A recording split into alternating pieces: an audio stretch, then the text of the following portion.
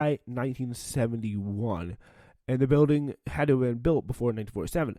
Families can pass the unit from one member to another to preserve rent control status, and if the unit falls out of rent control, it can be leased at market rate. So, yeah, second system is rent stabilization applies to apartments in buildings in which at least 6 units were built between 1947 and 74.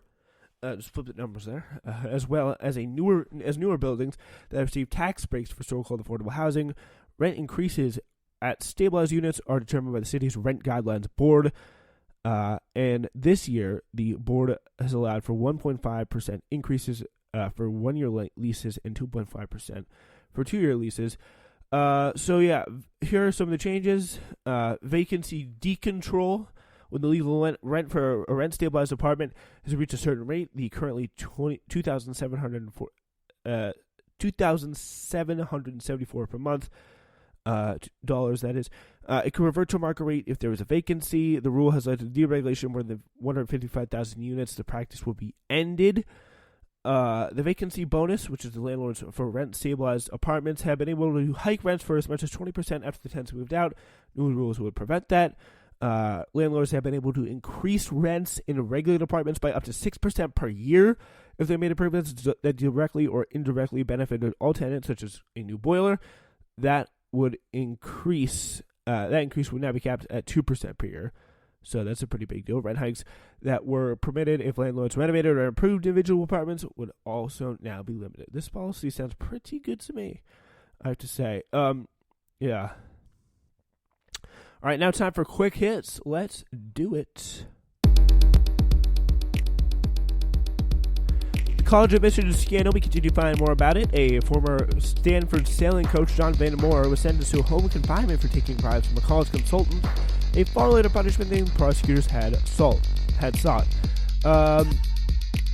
New York City officials plan to investigate the city's role in a crisis that left thousands of cabbies in debt. Mayor Bill de Blasio said the city was eliminating as much as $10 million in fees to medallion owners. Elizabeth Lederer, the lead prosecutor in the 1989 case, the Central Park 5 case, that resulted in the wrongful conviction of 5 black and Latino boys, said she would not return as lecturer at the Columbia Law School. I hope not.